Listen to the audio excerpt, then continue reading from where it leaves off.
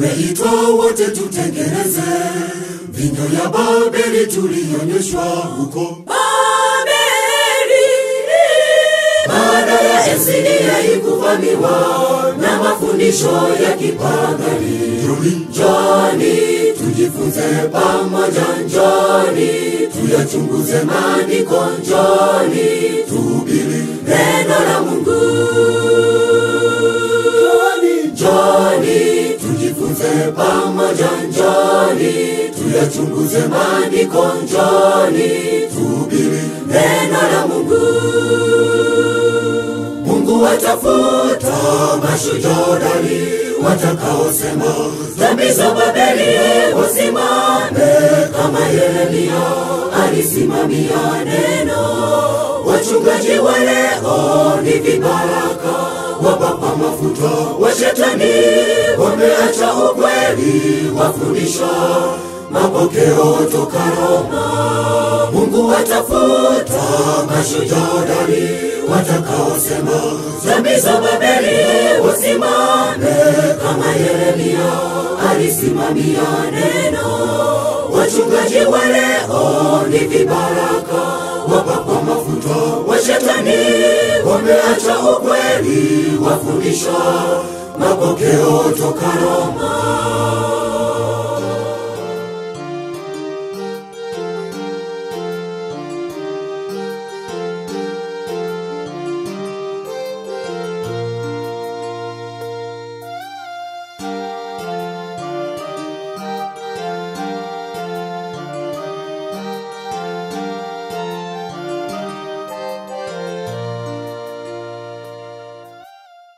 Basi watu wa Mungu, amjambo. Basi nawakaribisheni sana katika muendelezo wa somo letu, somo linalosema ufunuo wa uungu leo. Ufunuo wa uungu leo. Na katika siku ya leo tuko kipengele cha 15 cha somo letu. Tuko sehemu ya 15 ya somo letu, sehemu ambayo tulianza katika kipindi kilichotangulia ambacho kilikuwa ni sehemu ya 14, ndio tunakwenda kuimalizia katika sehemu ya 15. Katika sehemu hii ya 15 ambayo tulianza tangu sehemu ya 14, inasema hatua za kuionyesha siri ya Mungu. Hatua za kuionyesha siri ya Mungu. Kipengele hiki ambacho leo tutakwenda kujifunza tulikianza katika sehemu ya 14 ya somo letu. Hivyo ni kuombe sana, ikiwa haukupata sehemu ya 14 ya somo letu, kasikilize kwanza sehemu ya 14 ya somo letu. Masomo haya yapo katika mitandao, katika kanisa hili la saa 11. Nenda akasikilize somo katika kipengele katika sehemu ya 14, kisha ndipo uje usikilize somo hili katika kipengele hichi cha 15. Maana masomo haya ni endelevu, na ikibidi leo kama ndiyo mara ya kwanza kupata masomo haya, basi nakusihi ndugu yangu, nenda anza tangu kipengele cha kwanza na uje mpaka kipengele cha sasa, na twende pamoja ili tuweze kupata mafunuo na uelewa kuhusu mada hii ya uungu. Basi tunapokwenda kuhusika katika kipengele cha leo ambayo ni sehemu ya 15, niombe ndugu yangu tuweze kupiga magoti ili tuweze kuomba. Tuombe. Baba yetu na Mungu wetu wa mbinguni, Baba wa Bwana wetu Yesu Kristo, tunakushukuru kwa kutupenda sana. Asante kwa nafasi hii ambayo tena umetujalia mimi pamoja na rafiki yangu kuweza kupata nafasi hii ya kujifunza neno lako. Tunakusihi ukapate kutufunulia maneno yako, hasa kuhusu jambo hili au swala hili la uungu. Maana kukuelewa wewe na kumuelewa mwanao Yesu Kristo ni uzima wa milele. lakini kukuelewa wewe inahitaji ufunuo wa moja kwa moja kutoka kwako, na kusihi ukapate kujifunua mwenyewe kwa msikilizaji. Nami ninapokwenda kuwasilisha masomo haya, jifunue ndani yangu, na wewe mwenyewe ukaseme ndani yangu, nami niwe chombo. Na msikilizaji, mjalie kuelewa mambo haya, maana pasipo nguvu yako na pasipo uwezo wako hawezi kuelewa. Tunaomba haya machache kupitia jina la mwanao Yesu Kristo. Amina.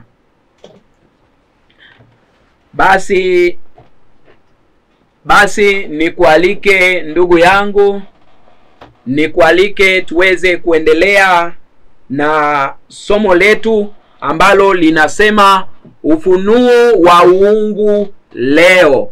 Ufunuo wa uungu leo. Hichi kichwa cha somo tumeweza kukipa hivi kwa sababu somo la kumwelewa Mungu ni ufunuo. Somo la kumwelewa Mungu ni ufunuo. Na kweli tunatakiwa kumwelewa Mungu. Ukisoma katika Yohana 17 mstari wa 3 unasema, na uzima wa milele ndiyo huu, wakujue wewe Mungu wa pekee na wa kweli, na Yesu Kristo uliye mtuma. Kwa hiyo uzima wa milele ni kumjua Mungu wa pekee na wa kweli, na kumjua Kristo ambaye ametumwa na huyu Mungu.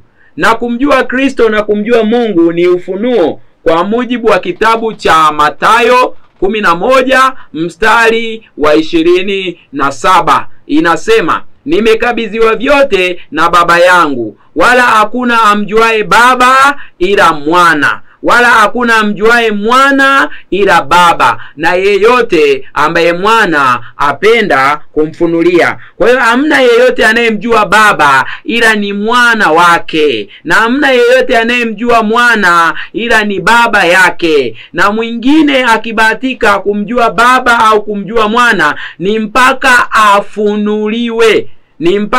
afunuliwe. Ndiyo maana somo letu linasema ufunuo wa uungu leo. Na swala hili la uungu litakuwa ni endelevu wakati historia ya ulimwengu inapokwenda kufungwa. Somo la uungu litazidi kufunguka na kufunuka kwa wale wote watakao kuwa wakimcha Mungu, na wote watakao kuwa wakimtumaini Mungu na wakimwamini Mungu. Jambo hili litakuwa likifunguka na kufunuka. Sasa leo tuko katika sehemu ya 15 ya somo letu ambayo inasema hatua za kuionyesha siri ya Mungu. Hatua za kuionyesha siri ya Mungu. Kipengele hiki nilikianza katika sehemu ya 14. Katika kipengele hiki ambacho kinasema hatua za kuionyesha siri ya Mungu, huko nyuma tulikuwa tumekwisha kujifunza kwamba siri ya Mungu ni Kristo. Na hiyo ni kwa mujibu wa kitabu cha Wakolosai 2:2. Wakolosai 2:2 inasema wapate kujua kabisa siri ya Mungu, yani Kristo. Wapate kujua kabisa siri ya Mungu, yani Kristo. Kwa hiyo siri ya Mungu ni Kristo. Kwa hiyo Kristo amekuwa siri ya Mungu. Sasa Kristo amekuwa siri ya Mungu katika hatua zipi? Hapa kuna maandiko matatu ambayo tuliyachambua, hapa kuna maandiko matatu ambayo tulitakiwa tuyachambue, bali maandiko mawili niliyachambua, likabaki andiko moja ambalo ninapaswa kulichambua. Maandiko haya matatu yote nitayasema, na kisha nitasema machache sana katika andiko la kwanza na la pili, kisha niende kuchambua andiko la tatu ambalo ndio linakwenda kukamilisha kipengele hiki kinachosema hatua za kuionyesha siri ya Mungu. Andiko la kwanza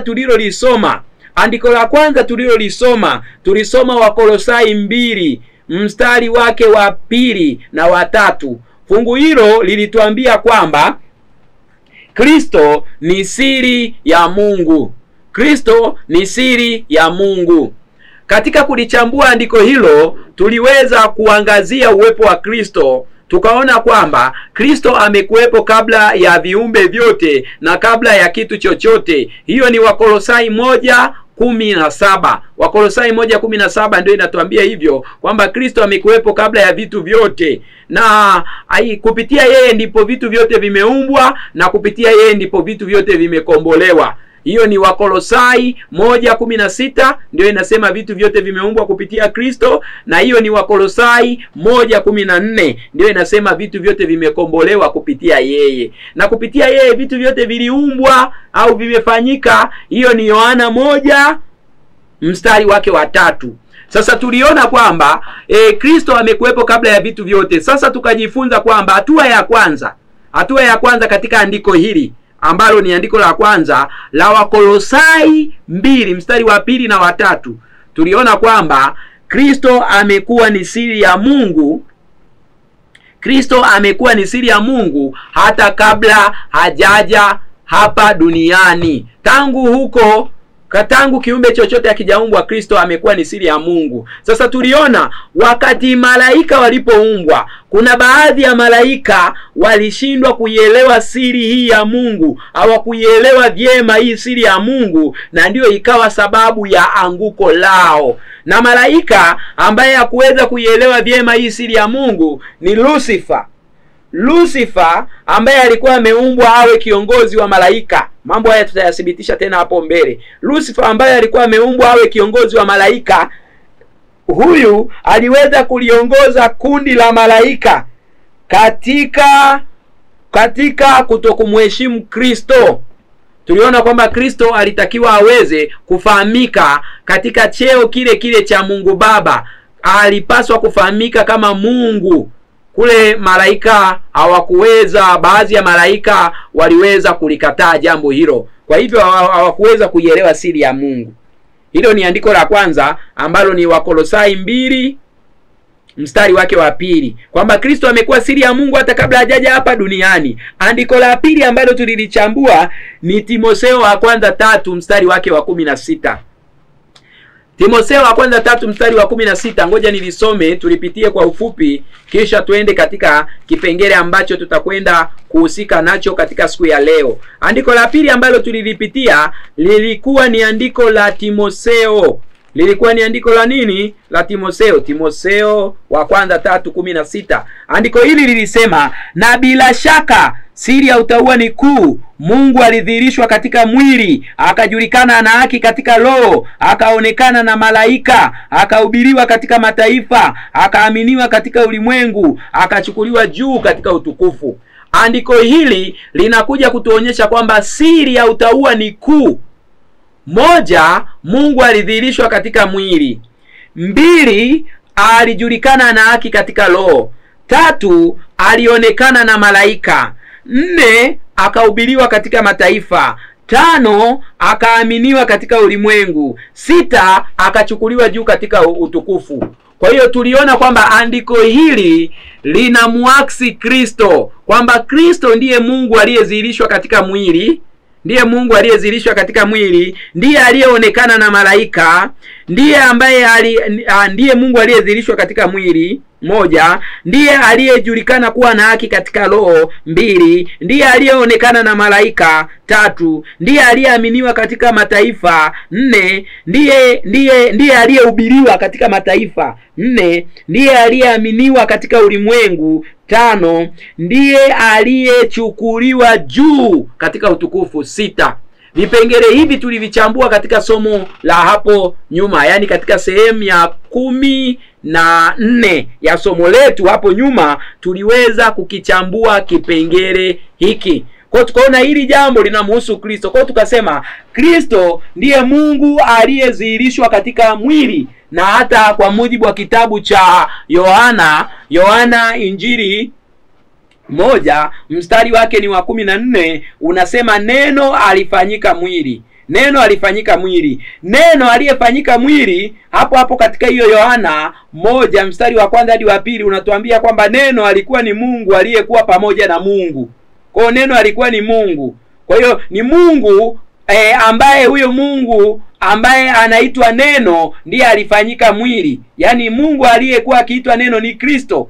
Kristo alikuwa akiitwa neno na alitakiwa huko nyuma afahamike kama Mungu, na huyo ndiye aliyefanyika mwili, na anapofanyika mwili bado ni siri. Tunatakiwa kuweza kujua Kristo ni Mungu aliyedhihirishwa katika mwili. Na hapa tukaona tatizo tena, kwamba wakati Kristo alipodhihirishwa katika mwili alitakiwa ajulikane kama Mungu, lakini wanadamu hawakumfahamu. Wengi miongoni mwa wanadamu hawakumfahamu. Hata taifa teule, watu wake, watu ambao Mungu aliwapendelea kwa kuwapa ujuzi mkubwa, watu ambao walikuwa karibu na Mungu, yani Wayahudi, hawakumuelewa Kristo na waliishia kuweza kumuua msalabani. Walishia katika kuweza kumuua msalabani. Hawakuweza kuelewa kwamba ni Kristo. Walikuwepo wachache sana ambao waliweza kumuelewa Kristo, na hata hivyo wale waliomuelewa waliweza kumuelewa kwa kufunuliwa na Roho, waliweza kumuelewa kwa kufunuliwa na Mungu Baba, ndiye ambaye aliwafunulia hata wakaweza kumuelewa Kristo. Kwa hiyo hawa ndiyo andiko hilo linatuambia kwamba alijulikana na haki katika Roho. Na yani ungeliweza kumjua Mungu, ungeweza kumjua Kristo katika nafasi yake, katika cheo chake, katika sifa zake, ni mpaka Roho aweze kukufunulia ndipo ungeweza kumfahamu. Kwa hiyo hilo ni andiko la pili ambalo ni Timotheo wa kwanza 3:16, ambalo nasema Yesu wakati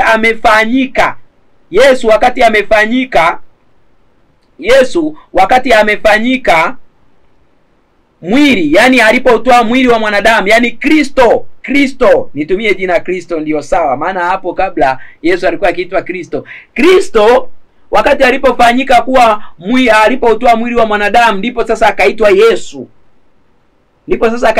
Yesu. Ni Mungu aliyedhihirishwa katika mwili, ni siri ya Mungu. Yani ilikuwaje Mungu kufanyika kuwa mwili? Iliwezekanaje Mungu kufanyika kuwa mwili? Hiyo ni siri ambayo ni siri kuu ya utauwa. Siri hii itaendelea kufunguka na kufunuka kwa watakatifu wake milele na milele. Hii ni moja ya siri. Kwa hiyo hii ni hatua ya pili ya kuionyesha siri ya Mungu, kwamba hatua ya pili ya kuionyesha siri ya Mungu ni wakati pale Kristo alipokuja akautwaa mwili. Wakati Kristo alipokuja akautwaa mwili, bado alitakiwa kufahamika kwa sifa zake, kwa vyeo vyake, kwa nafasi yake, kwamba yeye ni nani. Sasa ninakwenda leo kuchambua hatua ya tatu ya siri ya Mungu. Hapa ndipo tunakwenda kulichambua andiko la tatu ambalo ni Wakolosai 1 mstari wa 26 na 27. Hebu twende hapo. Andiko hili leo ndiyo ninakwenda kulichambua, na hili sasa linakwenda kutuonyesha hatua ya tatu ya kuionyesha siri ya Mungu. Hatua ya tatu ya kuionyesha siri ya Mungu. Hii ni Wakolosai 1 mstari wa 26 na 27. Twende katika andiko hilo mpendwa. Kitabu ni cha Wakolosai, twende hapo. Wakolosai 1 mstari wake ni wa 26 na 27. Anasema, siri ile iliyofichwa tangu zamani zote na tangu vizazi vyote, bali sasa imefunuliwa kwa watakatifu wake, ambao Mungu alipenda kuwajulisha jinsi ulivyo utajiri wa utukufu wa siri hii katika mataifa, nao ni Kristo ndani yenu tumaini la utukufu. Nao ni Kristo ndani yenu tumaini la utukufu. Maandiko hapa yanasema siri ile ambayo ilikuwa imefichwa tangu zamani zote na tangu vizazi vyote, sasa hivi hii siri imefunuliwa kwa watakatifu wake. Kumbe siri hii sasa hivi itafunuliwa na itafahamika kwa watakatifu wake peke yake. Siri gani? Anasema siri hiyo ni Kristo ndani ya mtu, tumaini la utukufu. Hebu sasa tutakwenda kuthibitisha, je, ni kweli hii ni siri ambayo imefahamika kwa watakatifu peke yake? Kwa hiyo Kristo kuwa ndani ya mtu, Kristo kuwa ndani ya muumini ni siri ya Mungu, ni siri ambayo siri hiyo itaweza kufahamika peke yake kwa watakatifu, na Kristo kuwa ndani ya waumini ndiyo siri kuu ya washindi, ndiyo siri kuu ya ushindi. Kristo ndani ya mtu. Biblia inasema katika hiyo Wakolosai 1:27 ambao Mungu alipenda kuwajulisha jinsi ulivyo utajiri wa utukufu wa siri hii katika mataifa, nao ni Kristo ndani yenu, tumaini la utukufu. Kwa hiyo hatua ya tatu ya siri ya Mungu ni Kristo kuwa ndani ya watu, au ni Kristo kuwa ndani ya mtu. Kristo kuwa ndani ya mtu, hiyo ni siri. Kwa hiyo kwa mujibu wa fungu hili na kwa mujibu wa andiko hili, anayekaa ndani ya watu ni Kristo.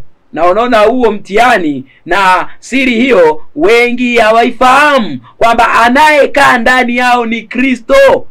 Na tutaona kwamba namna hapa jinsi ambavyo ulimwengu leo na watu wengi leo na makanisa mengi leo hayaifahamu siri hii, kwamba anayekaa ndani ya waumini ni Kristo, na yeye Kristo akiwa ndani yao ndiye tumaini la utukufu. Sasa tuweze kuenda sasa katika maandiko kuweza kuona siri hii, tuweze kuona hatua ya tatu ya siri hii katika kitabu. Sasa tuanze kuchambua, tuache Biblia yenyewe ijifafanue na iweze kulifafanua jambo hili. Waraka wa kwanza wa Yohana 4 mstari wake wa 4. Waraka wa kwanza wa Yohana 4 mstari wake wa 4. Twende pale sasa rafiki, tuanze kuchambua jambo hili katika maandiko. Waraka wa kwanza wa Yohana 4, kitabu cha waraka wa kwanza wa Yohana 4 mstari wake ni wa 4. Neno la Mungu linasema, ninyi watoto wadogo mwatokana na Mungu, nanyi mumewashinda, kwa sababu yeye aliye ndani yenu ni mkuu kuliko yeye aliye katika dunia. Ninyi watoto wadogo mwatokana na Mungu, nanyi mumewashinda, kwa sababu yeye aliye ndani yenu ni mkuu kuliko yeye aliye katika dunia. Andiko hili linasema kwamba yeye ambaye yuko ndani ya waumini, yeye ambaye yuko ndani ya waumini ni mkubwa kuliko yeye ambaye yuko nje ya waumini. Kwa hiyo waumini kwa nini wanashinda? Kwa sababu yule aliye nje ya waumini ni mdogo ukimlinganisha na yule aliye ndani ya waumini. Kwa nini waumini au waamini wanashinda? Kwa sababu aliye ndani yao ni mkuu kuliko aliye katika dunia. Kwa hiyo ndiyo siri ya waumini, kwa nini wanaweza wakashinda. Kwa nini waumini wanaweza wakashinda? Ni kwa sababu yule aliye ndani yao ni mkubwa kuliko aliye katika dunia. Sasa tuone kwanza ni nani aliye katika dunia, alafu tuje tuone ni nani aliye ndani yao. Tuanze na aliye katika dunia ni nani. Kitabu cha waraka wa kwanza wa Yohana 5 mstari wake ni wa 19. Waraka wa kwanza wa Yohana 5 mstari wake ni wa 19. Neno la Mungu linasemaje? Katika waraka wa kwanza wa Yohana 5 mstari wake ni wa 19, anasema, twajua ya kuwa sisi tu wa Mungu, na dunia yote pia hukaa katika yule muovu. Twajua ya kuwa sisi tu wa Mungu, na dunia yote pia inakaa kwa yule muovu. Kwa hiyo dunia iko kwa muovu. Kwa hiyo ambaye yuko duniani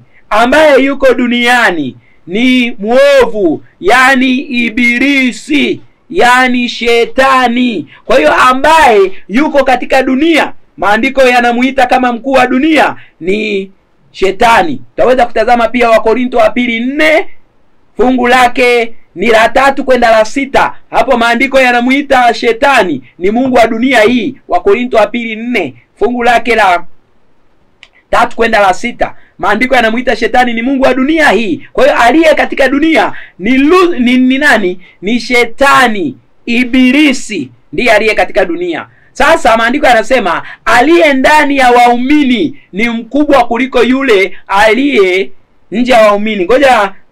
Ngoja sasa tuone ni nani sasa ambaye yuko ndani ya waumini.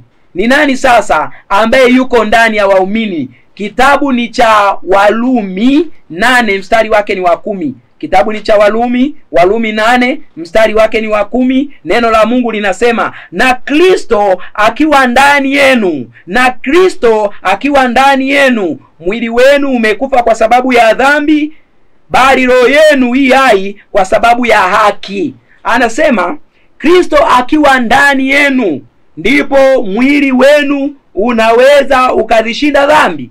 Kwa hiyo ni Kristo kuwa ndani ya waumini ndipo wanaweza wakashinda, ndipo wanaweza wakaziepuka dhambi. Kwa hiyo aliye ndani ya waumini ni Kristo. Sasa andiko lile la waraka wa kwanza wa Yohana 4 mstari wake wa 4 amesema mnashinda kwa sababu yeye aliye ndani yenu ni mkubwa kuliko yeye aliye katika dunia. Kwa hiyo aliye ndani ya waumini, aliye ndani ya waumini ni Kristo. Kristo ndiye yuko ndani ya waumini, na aliye nje ya waumini ni nani? Ni Shetani, yani ni Ibilisi. Ibilisi ndio yuko nje ya waumini. Kwa hiyo Kristo ni mkubwa kuliko Ibilisi. Kristo ni mkubwa kuliko Shetani. Kristo kwanza ni muumbaji. Yeye ndiye aliyemuumba hata Lucifer. Kristo kwanza ni Mungu. Yeye ndiye aliyemuumba Lucifer. Kwa hiyo aliye ndani yetu ni Kristo. Na hiyo maandiko yanasema ni siri. Na kwa kweli wengi hawajaelewa jambo hilo, kwamba anayekaa ndani yao ni Kristo. Ndiyo maana maandiko yanasema hii ni siri, na sasa hivi inafunuliwa kwa watakatifu. Watakatifu ndiyo wanalielewa jambo hilo. Sasa tuendelee kuona ni nani ambaye anahitaji kugonga na ambaye anahitaji kuingia ndani ya watu. Kitabu ni cha Ufunuo 3:20. Ni nani ambaye anahitaji aweze kukaa ndani ya watu, ambaye amekuwa akisubiri na ambaye amekuwa akigonga kuingia ndani ya watu? Kitabu ni cha Ufunuo 3:20. Anasema kwamba kitabu cha Ufunuo 3:20, tazama nasimama malangoni na bisha, mtu akisikia sauti yangu na kufungua mlango, nitaingia kwake, nami nitakula pamoja naye, naye pamoja na mimi. Hapa Kristo, yani Yesu, anasema anasimama malangoni anabisha. Hapa mwanadamu amewakilishwa kama nyumba ambayo ina mlango. Hapa mwanadamu amewakilishwa kama nyumba ambayo ina mlango, na kwamba Yesu yuko nje na anagonga, anataka aingie. Kwa hiyo ambaye anagonga katika nyumba hii au katika jengo hili ambalo ni mwanadamu ni Kristo. Kristo ndiye anataka aingie ndani. Anayetaka akae ndani ni Kristo. Kwa hiyo mwanadamu hapo amewakilishwa kama nyumba ambayo ina mlango, na Kristo anagonga. Hivyo ni maamuzi yako uweze kumfungulia mlango ili aweze kuingia ndani. Sasa hapa nimesema mwanadamu hapa amewakilishwa kama nyumba. Hebu kwanza nithibitishe hili. Kitabu ni cha Waebrania.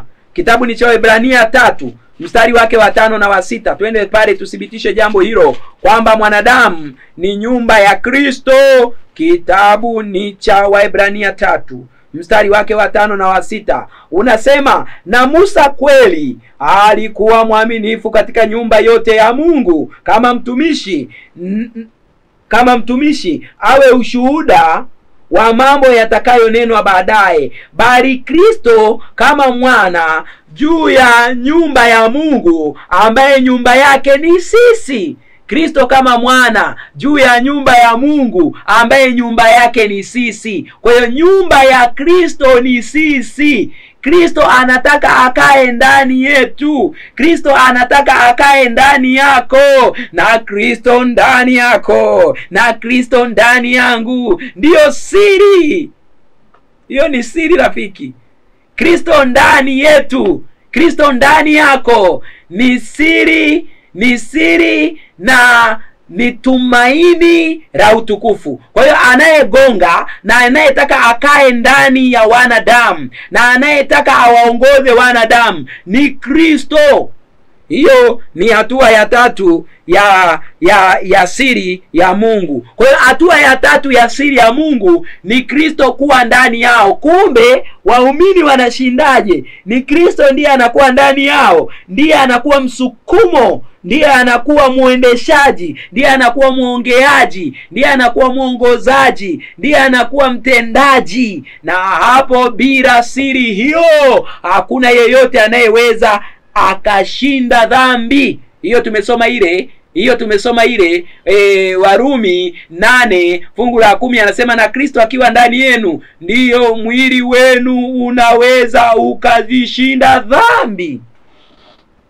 Sasa tuendelee kuona jambo hili. Hebu sasa tulifafanue jambo hili na tulifuatilie kwa ukaribu zaidi. Hebu twende hapa sasa tukalifuatilie kwa ukaribu zaidi na ukaweze kuona wewe mwenyewe kwa uwazi, kwa mujibu wa neno la Mungu, kwamba leo siri hii haifahamiki.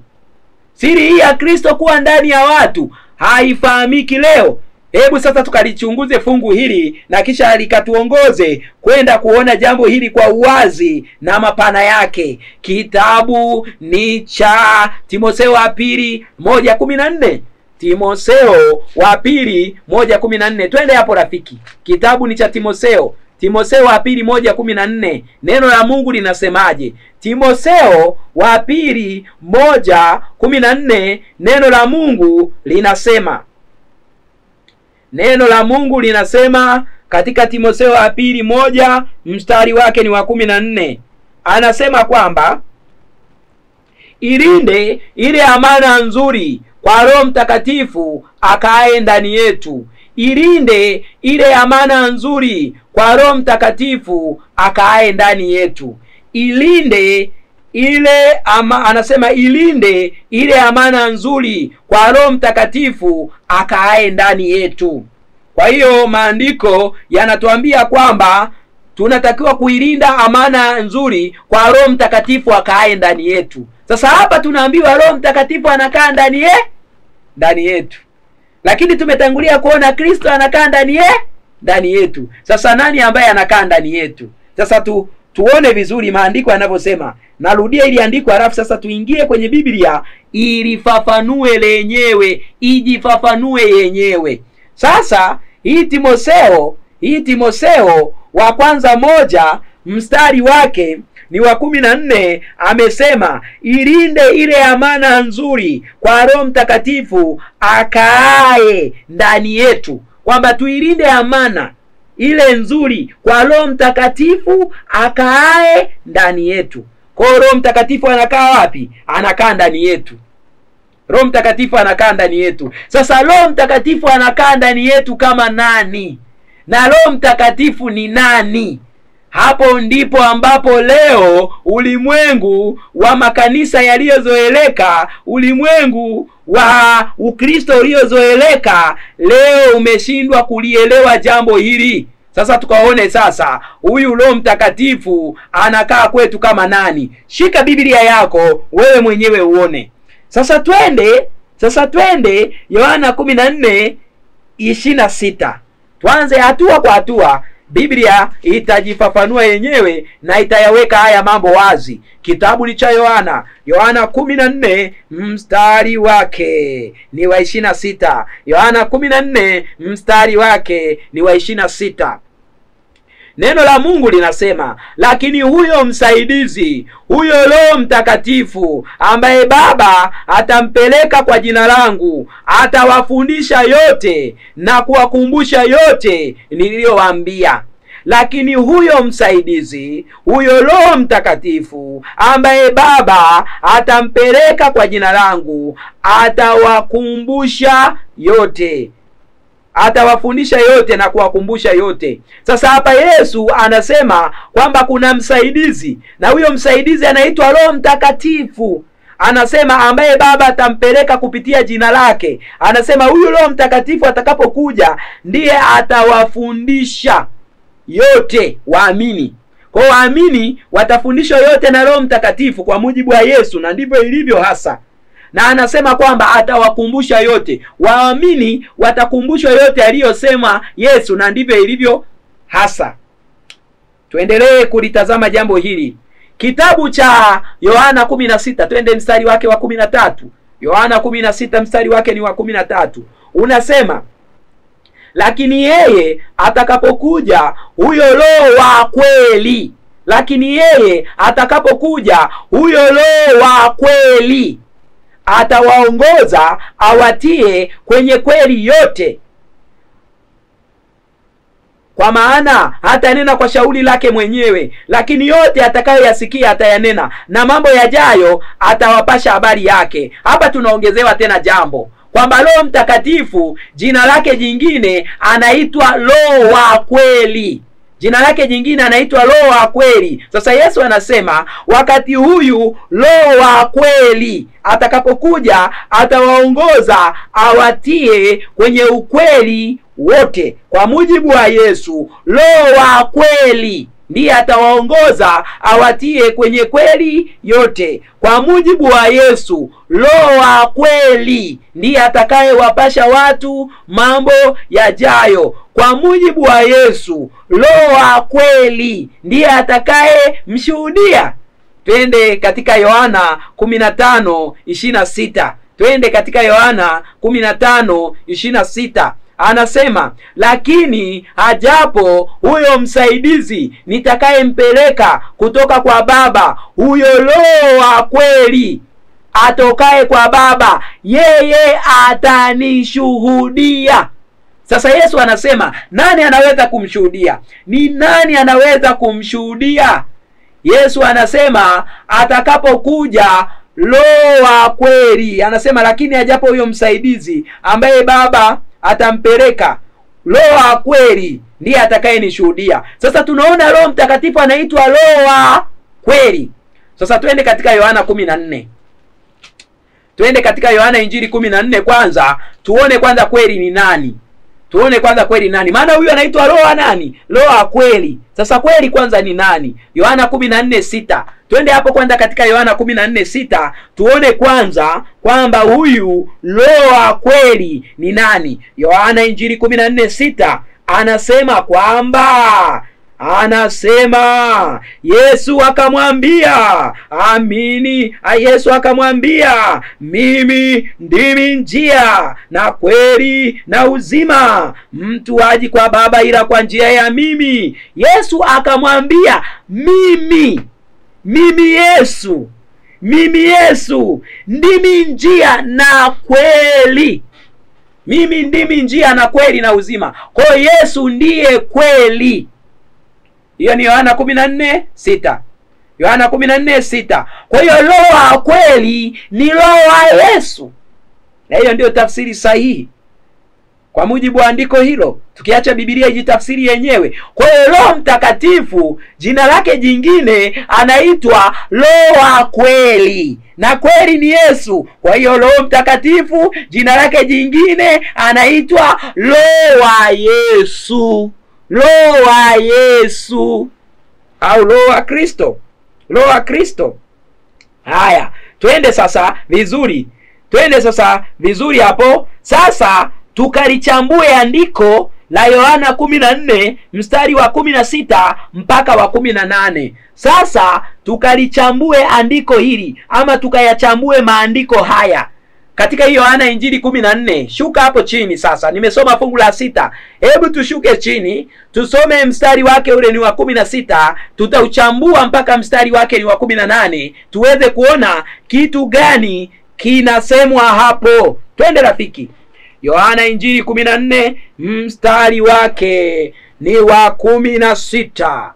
Naenda mpaka mstari wake ni wa 18. Nitasoma kwanza kisha tuchambue.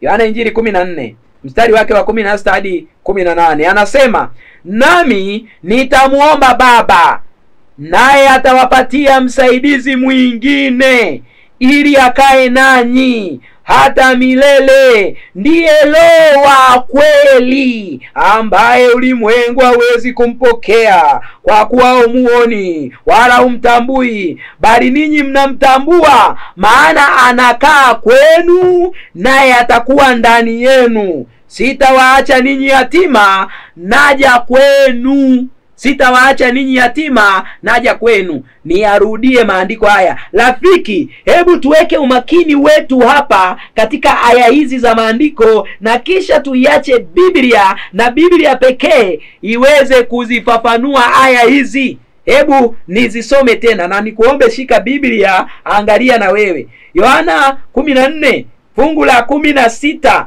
17 na 18. 16, nami nitamuomba Baba, naye atawapatia msaidizi mwingine, ili akae nanyi hata milele, ndiye Roho wa kweli, ambaye ulimwengu hauwezi kumpokea, kwa kuwa haumuoni wala haumtambui, bali ninyi mnamtambua, maana anakaa kwenu, naye atakuwa ndani yenu. Sitawaacha ninyi yatima, naja kwenu. Haya, maneno hayo anayasema Yesu. Sasa nachukua kifungu hichi, nachukua Yohana 14 mstari wa fungu la 16 na fungu la 17a, yani sehemu ya kwanza ya fungu la 17. Nachukua sasa, naenda kufafanua. Nachukua Yohana Injili 14 mstari wake wa 16 na mstari wake wa 17, sehemu yake ya kwanza. Naanza sasa kusoma. Anasema, nami nitamuomba Baba, naye atawapatia msaidizi mwingine, ili akae nanyi hata milele, ndiye Roho wa kweli. Nami nitamuomba Baba, naye atawapatia msaidizi mwingine, ili akae nanyi hata milele, ndiye Roho wa kweli. Yesu anasema atamuomba Baba, na Baba atatupatia msaidizi mwingine, na huyu msaidizi mwingine atakaa na sisi milele. Atakaa na sisi milele, na huyo msaidizi mwingine ni Roho wa kweli. Na yani huyo msaidizi mwingine ni Roho wa Yesu. Kwa hiyo msaidizi mwingine ambaye atakaa pamoja na sisi hata milele ni Roho wa Yesu. Anasema ni Roho wa Yesu. Sasa ni nani ambaye Baba anatupatia sisi? Ni msaidizi gani ambaye anatupatia sisi? Maana Yesu anasema Baba atawapa msaidizi mwingine. Baba atawapa msaidizi mwingine. Sasa tuone ni msaidizi gani mwingine, na mimi nitayasema maandiko yanavyosomeka hapo. Ni msaidizi gani mwingine ambaye Baba anatupatia? Kitabu ni cha Wagalatia 4 mstari wake ni wa 6. Kitabu ni cha Wagalatia 4 mstari wake ni wa 6. Katika kitabu cha Wagalatia 4 mstari wake ni wa 6. Twende pale rafiki. Wagalatia 4 mstari wake ni wa 6. Neno la Mungu linasema, na kwa kuwa ninyi mmekuwa wana, Mungu amemtuma Roho wa mwanae mioyoni mwetu, aliaye Aba, yani Baba. Na kwa kuwa ninyi mmekuwa wana, Mungu amemtuma Roho wa mwanae mioyoni mwetu, aliaye Aba, yani Baba. Biblia iko wazi kwamba aliyetumwa hapa ndani ya mioyo ya waumini ni Roho wa mwanae. Kwa hiyo Roho Mtakatifu ni Roho wa Yesu. Kwa hiyo anayetumwa aje ndani yetu ni Roho wa mwanae, ambaye ni Roho nani? Ni Roho wa Yesu. Kwa hiyo waumini, yule ambaye anakaa ndani yao ni Roho wa mwanae. Roho wa mwanae. Kwa hiyo Roho Mtakatifu ni Roho wa Yesu. Kitabu ni cha Wafilipi 1. Kitabu ni cha Wafilipi 1 mstari wake. Wafilipi 1 mstari wake. Wafilipi 1 mstari wake ni wa Wafilipi 1, nisome mstari wake ni wa 19. Kitabu ni cha Wafilipi 1 mstari wake ni wa 19. Twende pale rafiki. Wafilipi 1 mstari wake ni wa 19. Neno la Mungu linasema, neno la Mungu linasema, maana najua ya kuwa haya yatanigeukia kuwa wokovu wangu kwa sababu ya kuomba kwenu na kuluzukiwa Roho wa Yesu Kristo. Haya yatakuwa na kuluzukiwa Roho wa Yesu Kristo. Kwa hiyo tunaluzukiwa Roho wa Yesu Kristo. Kwa hiyo Roho tunayepewa ni Roho wa Kristo. Kwa ajili ya rafiki zangu Waadventista wa Sabato, hapa nitawasomea nukuu moja hapa ya kuweza kulithibitisha jambo hilo, kisha niweze kuendelea. Mtazamo sahihi wa uungu ni huu. Katika kitabu cha Shuhuda ya 9 ukurasa wa 189 aya yake ni ya 3. Shuhuda ya 9 ukurasa ni wa 189 aya yake ni ya 3. Anasema, wanaye Mungu mmoja, wanaye Bwana mmoja, wanaye Roho mmoja, Roho wa Kristo ndiye ambaye anawaunganisha katika matabaka yao.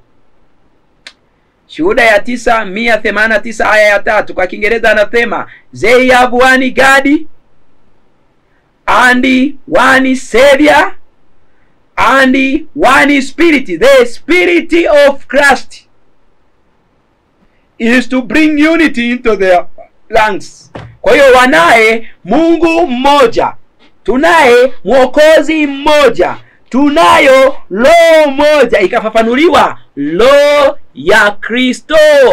Hiyo ndio inaleta ulinganifu. Kwa hiyo Roho Mtakatifu ni Roho wa Kristo, na huo ndio ufahamu sahihi wa uungu. Ni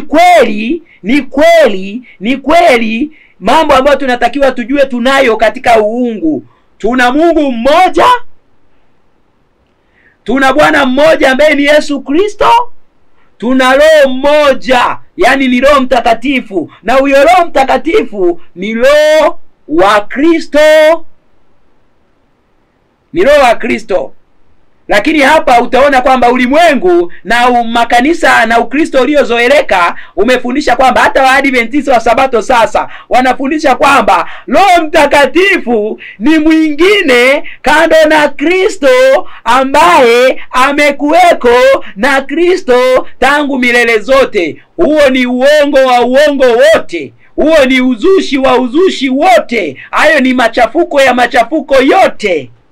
Na huo ndio ubaya wa fundisho linaloitwa fundisho la Utatu Mtakatifu. Fundisho hili ambalo linafundisha kwamba kuna Mungu Baba na kuna Mwana ambaye ni Yesu Kristo, na kuna Roho Mtakatifu kando na Baba na Mwana, amekuwepo tangu milele zote na Baba na Mwana. Lakini sivyo. Lakini unaposoma Biblia inatuonyesha ni kweli kuna Baba, ni kweli kuna Mwana, ni kweli kuna Roho Mtakatifu, ila Roho Mtakatifu ni Roho wa Kristo aliyetolewa kwa ajili yetu. Ni zawadi aliyoitoa Kristo.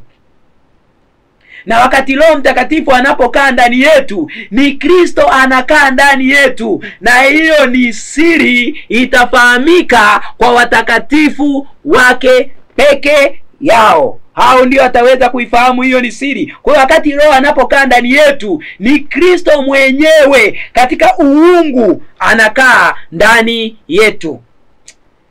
Ni Kristo mwenyewe anakaa ndani yetu. Ni Kristo mwenyewe ndiye hapo anakuwa anakaa wapi? Anakaa ndani yetu. Kwa hiyo kuna Roho mmoja tu. Haya, sasa tukasome katika kitabu cha Waefeso. Tukasome katika kitabu cha Waefeso. Naenda pale rafiki. Kitabu ni cha Waefeso. Waefeso 4. Waefeso 4. Sasa hayo maneno tuliyoyasoma kwenye roho ya unabii yapo pia hivyo hivyo kwenye Biblia. Roho ya unabii katika hiyo Shuhuda ya 9 ukurasa wa 189 aya yake ya 3 amesema, wana Mungu mmoja, wana Bwana mmoja, wana Roho moja. Wana Mungu mmoja, wana Bwana mmoja, wana Roho moja. Maneno hayo vivyo hivyo yalivyosemwa na roho ya unabii, vivyo hivyo yamesemwa na Biblia. Kitabu ni cha Waefeso. Waefeso 4 mstari wake ni wa 4 kwenda mstari wake ni wa 6. Hebu twende pale katika kitabu cha Waefeso. Waefeso 4 mstari wake wa 4 mpaka wa 6, anasema mwili mmoja na roho mmoja, kama mlivyoitwa katika tumaini moja la wito wenu, Bwana mmoja, imani mmoja, ubatizo mmoja, Mungu mmoja, naye ni Baba wa wote, aliye juu ya yote na katika yote na ndani ya yote. Mwili mmoja. Na maandiko haya tutakuja kuyafafanua vizuri hapo mbele. Andiko hili la Waefeso 4 mstari wake wa 4 mpaka wa 6 kwa mtiririko wake kamili. Usikose masomo haya, tutalifafanua vizuri na kwa ukamilifu, kwa uwazi hapo mbele, kwa neema ya Mungu akitujalia kufika. Sasa Waefeso 4 ameanza kusema kuna mwili mmoja, kuna roho mmoja. 5 anasema kuna Bwana mmoja. 6 anasema kwamba kuna Mungu mmoja. Kwa hiyo kuna Mungu mmoja, kuna Bwana mmoja na kuna roho mmoja. Mungu mmoja Baba, Bwana mmoja Kristo, yani Yesu Kristo, roho mmoja, Roho Mtakatifu. Kwa Roho Mtakatifu ni roho mmoja, na huyo roho mmoja ni roho wa nani? Roho wa Kristo. Hilo ndilo fundisho la Biblia.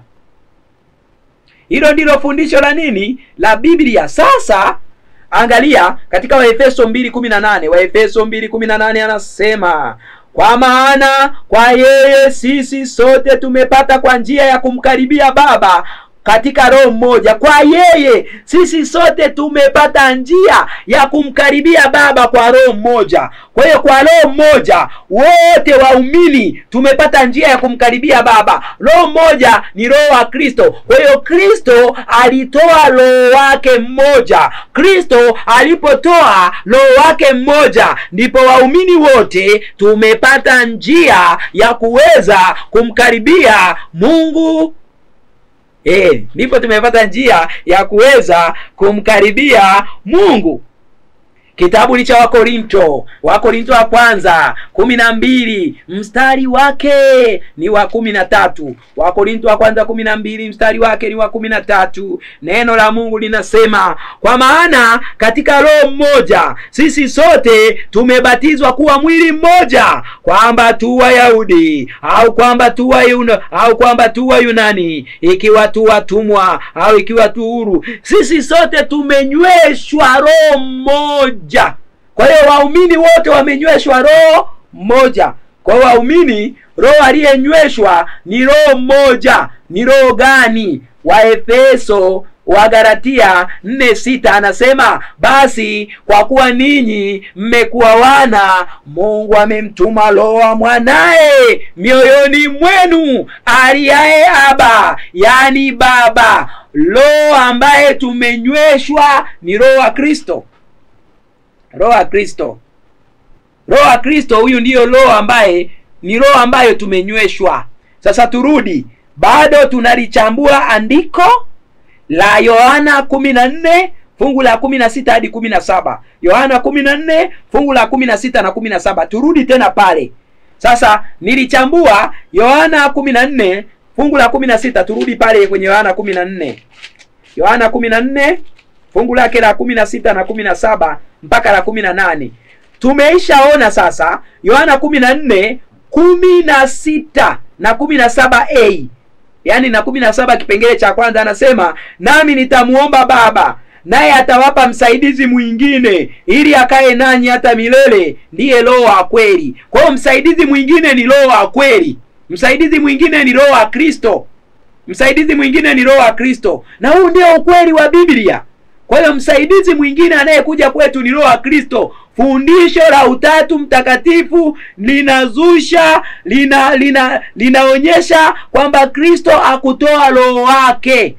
fundisho la Utatu Mtakatifu linafundisha kwamba Roho Mtakatifu ni mwingine mbali na Kristo aliyekuwepo na Kristo tangu milele. Sivyo, ni uongo wa uongo wote, na huu ndio uongo mkuu wa Ibilisi. Huu ndio uongo mkuu wa Shetani, na wote mnaoamini fundisho hilo mpo katika uongo wa uongo wote wa Shetani. Uongo wa kutisha, machukizo ya machukizo yote, uasi wa uasi wote, ndio huo. Kwa ajili ya Waadventista wa Sabato tena, nataka nisome hapa nukuu moja. Kwamba Roho Mtakatifu ni nani na msaidizi tena ni nani. Tasoma nukuu hii katika kitabu. Nukuu hii inatoka katika Letter and Manux Spiriti. Letter and Manux Spiriti ya 9. Letter and Manux Spiriti ya 9.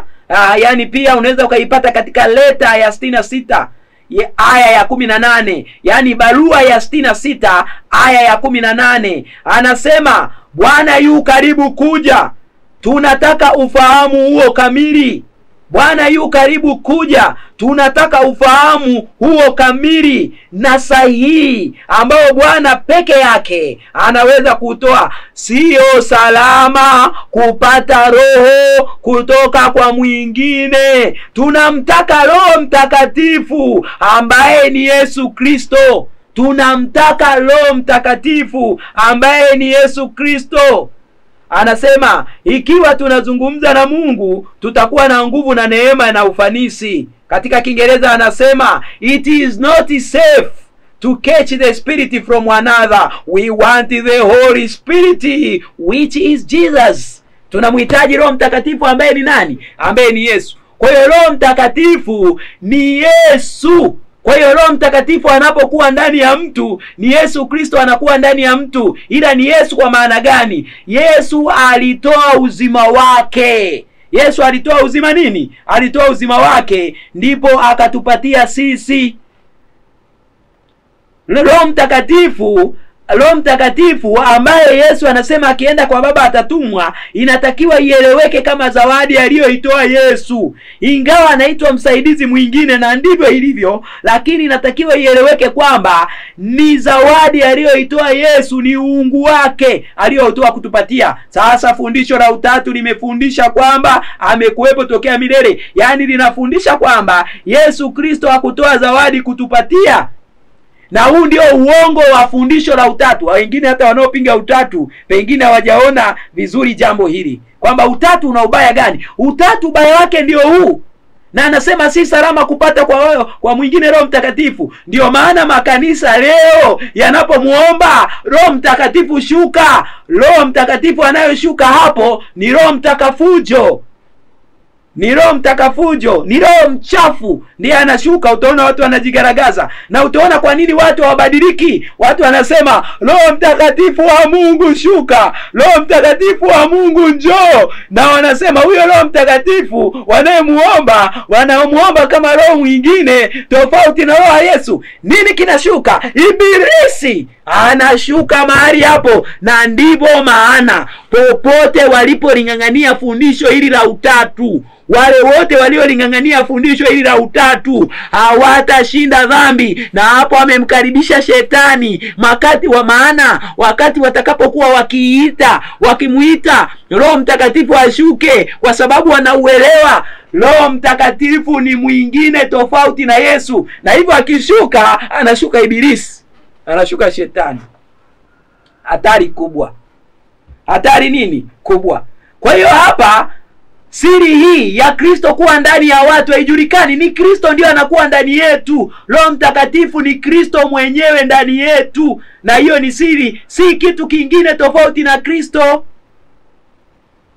Kwa hiyo ni kweli, na hapa ndio utaona Utatu Mtakatifu ni kinyume cha uungu. Utatu Mtakatifu ni bandia ya uungu. Unajua Shetani haigizi kitu feki. Alipoleta Utatu Mtakatifu kwamba Mungu Baba, Mungu Mwana, Mungu Roho Mtakatifu, anajua kwamba kuna Baba, kuna Mwana na kuna Roho Mtakatifu. Na ni kweli, kwenye uungu kuna Baba, kuna Mwana, kuna Roho Mtakatifu. Kwenye Utatu Mtakatifu kuna Baba, kuna Mwana, kuna Roho Mtakatifu. Kwenye Utatu Mtakatifu, Baba, Mwana na Roho Mtakatifu wamekuwepo tangu milele zote kama nafsi zilizojitegemea na kujitenga.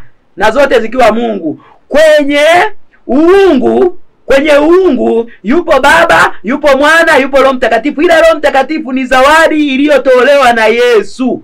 Na nyuma katika uumbaji na katika mpango wa ukombozi walihusika Baba na Mwana peke yake. Hata nyie wa Adventista wa Sabato mnaong'ang'ania utatu, eleweni kwamba kwenye uumbaji kwa mujibu wa Biblia na roho ya unabii waliohusika ni Baba na Mwana, na kwenye mpango wa ukombozi waliohusika ni Baba na Mwana. Ila baada ya Yesu Kristo kujitoa kwetu, aliweza kutoa uungu wake. Uungu wake ndio tunaweza tukaita nafsi ya tatu kwenye uungu, ambao ni Roho Mtakatifu. Na Roho Mtakatifu ni Kristo, ni zawadi aliyoitoa Kristo.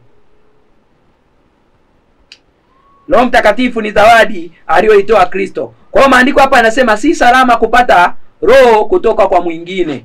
Na angalia maandiko yanavyosema. Msaidizi mwingine, nisome nukuu nyingine ya pili afu kisha nimalizie. Nukuu ya pili hapa naisoma kutoka katika Review and Herald. Review and Herald kwamba Yesu ndiye mfariji. Yaani Yesu ndiye msaidizi mwingine. Sasa sikiliza. Review and Herald ya Agosti 26 ya mwaka 1890 aya yake ni ya 10. Narudia. Review and Herald ya Agosti 26 ya mwaka 1890 aya yake ni ya 10. Anasema sababu kwa nini makanisa ni madhaifu na magonjwa na tayari kufa ni kwamba adui ameleta mvuto wa asili ya kukatisha tamaa, kubebwa juu ya roho zinazotetemeka. Ametafuta kumfungia Yesu nje kutoka katika upeo wao kama mfariji. Ametafuta adui kumfungia Yesu nje kutoka katika upeo wa macho yao. Kama nani? Kama mfariji. Kama mfariji, kama mmoja anayeshutumu, anayeonya, anayetuadibisha akisema njia ni hii. Kristo ana nguvu zote mbinguni na duniani. Anaweza akamtia nguvu yule anayeregea na kuweka katika njia sahihi anayekosea. Anaweza kuuisha kwa ujasiri, kwa tumaini katika Mungu, na ujasiri katika Mungu daima upeleka katika kuumba ujasiri na katika nguvu. Hapa anasema Nabii anasema kwamba kwa nini makanisa ni dhaifu? Kwa sababu shetani amemfungia Yesu kama mfariji. Shetani ameyafundisha makanisa injili ya uongo kwamba Roho Mtakatifu siye Yesu, ni mwingine kando na Yesu aliyekuwepo na Yesu na Baba huko milele. Na hivyo makanisa yanaelewa kwamba mfariji mwingine siye Yesu, na hivyo makanisa yamepokea upako wa shetani. Makanisa yamepakwa mafuta na shetani, na hivyo yamekuwa upofu, na hivyo dhambi zimeendelea kutendeka ndani ya makanisa. Mungu na atusaidie sana, na Mungu akusaidie msikilizaji kuweza kuliona jambo hili. Na wewe Mwadventista Msabato na vikundi vyake wanaofundisha kwamba Roho Mtakatifu ni mwingine tofauti na Yesu, wewe umepotoka na una injili ya kuzimu, una injili ya ibilisi, injili ya Lucifer, pepo mchafu. Hiyo ndiyo injili ulio nayo, unayefundisha hivyo. Na sikiliza, kwa kulingangania fundisho hilo hutabadilika, utapokea upako wa shetani, maana umefundisha uongo. Na maelezo hayo, kama wewe ni Mwadventista Msabato na unadai unatumia roho ya unabii kwamba Roho Mtakatifu ni mwingine kando na Yesu, umepotoshwa na ibilisi mwovu shetani. Na Mungu akusaidie, akufungue macho utoke katika giza hilo. Sasa ngoja turudi pale kwenye Yohana 14. Ndio fungu bado nilikuwa naendelea kulifafanua. Yohana 14 fungu la 16 na 17a Tumeona anasema, nami nitamuomba Baba, naye atawapatia msaidizi mwingine, ili akae nanyi hata milele, ndiye Roho wa kweli. Kwa msaidizi mwingine ni Roho wa Yesu, na sio salama wapendwa kupata msaidizi mwingine kando na Yesu. Na shetani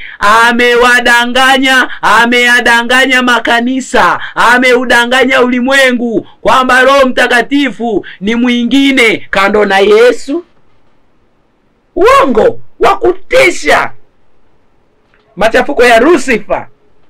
Haya, twende sasa. Sasa nichambue fungu la 17.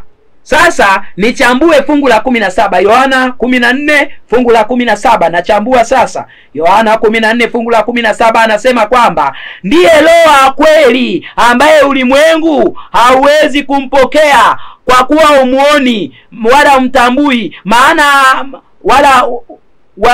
wala umtambui, bali ninyi mnamtambua, maana anakaa kwenu naye atakuwa ndani yenu. Anasema ndiye Roho wa kweli, anakaa kwenu naye atakuwa ndani yenu. Ndiye Roho wa kweli, anakaa kwenu naye atakuwa ndani yenu. Yesu hapa anawaambia wanafunzi, ulimwengu haumtambui huyu msaidizi mwingine. Yesu anajifafanua, anasema anakaa kwenu lakini atakuja kuwa ndani yenu. Saa ile Yesu anaongea alikuwa katika hali ya kimwili, ana mwili wa mwanadamu. Anaeleza kwamba ni yeye ndiye anayerudi kukaa ndani ya waumini. Anasema anakaa kwenu. Saa ile ni nani alikuwa anakaa ndani yao?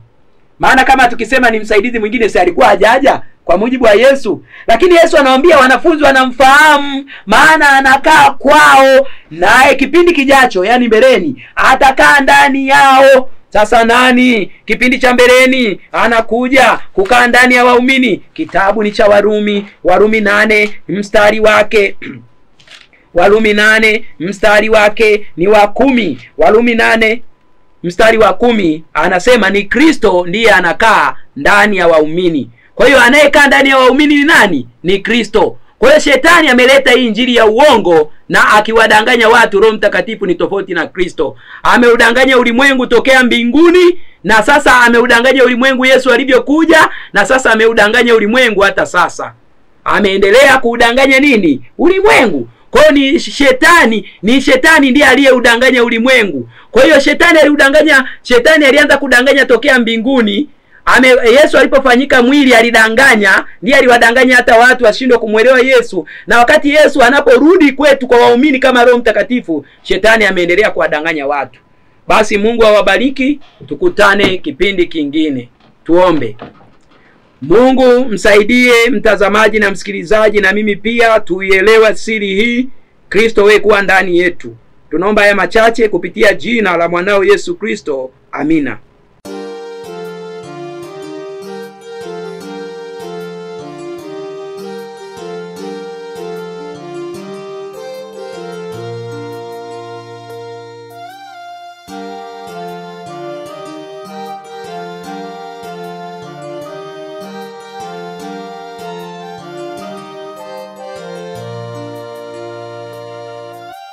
Tumeitwa wote tutengeneze vinyo ya Babeli tulionyeshwa huko Babeli. Baada ya Esidia ikuvamiwa na mafundisho ya kipagani, njoni tujifunze pamoja, njoni tuyachunguze maandiko, njoni tuhubiri neno la Mungu. Njoni tujifunze pamoja, njoni tuyachunguze maandiko, njoni tuhubiri neno la Mungu. Mungu watafuta mashujaa watakaosema dhambi za Babeli wasimame, kama Yeremia alisimamia neno. Wachungaji wa leo ni vibaraka, wapapa mafuta wa shetani, wameacha ukweli, wafundisha mapokeo toka Roma. Mungu watafuta mashujaa watakaosema dhambi za Babeli wasimame, kama Yeremia alisimamia neno. Wachungaji wa leo ni vibaraka, wapapa mafuta wa shetani, Washetani wameacha ukweli, wafundisha mapokeo toka Roma.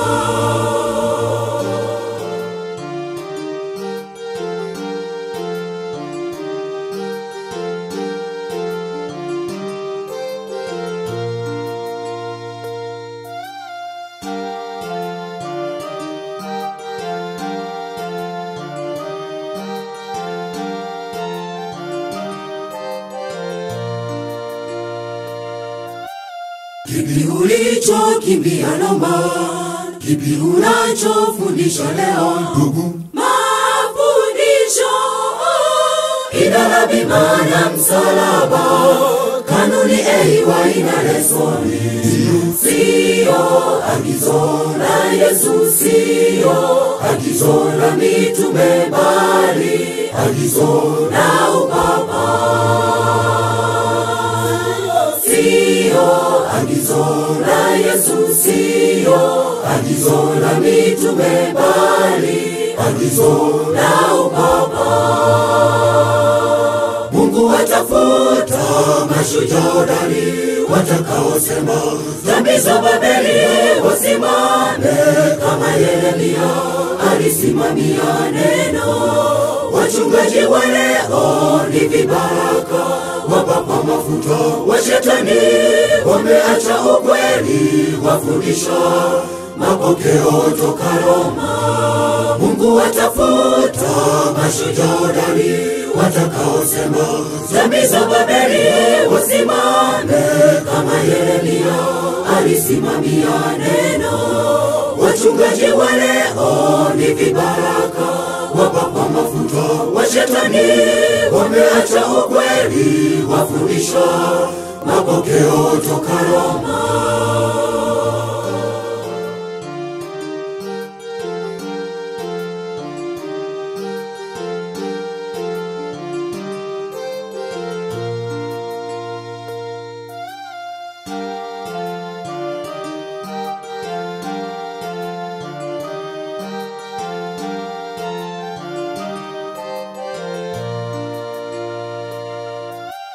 Nini maana ya matengenezo?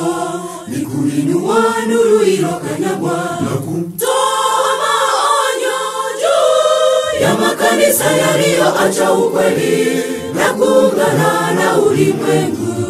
Njoni tujifunze pamoja, njoni tuyachunguze maandiko, njoni tuhubiri neno la Mungu.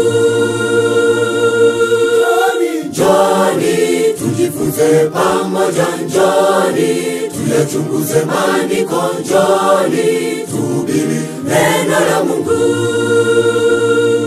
Mungu atafuta mashujaa hodari watakaosema dhambi za Babeli wasimame, kama Yeremia alisimamia neno.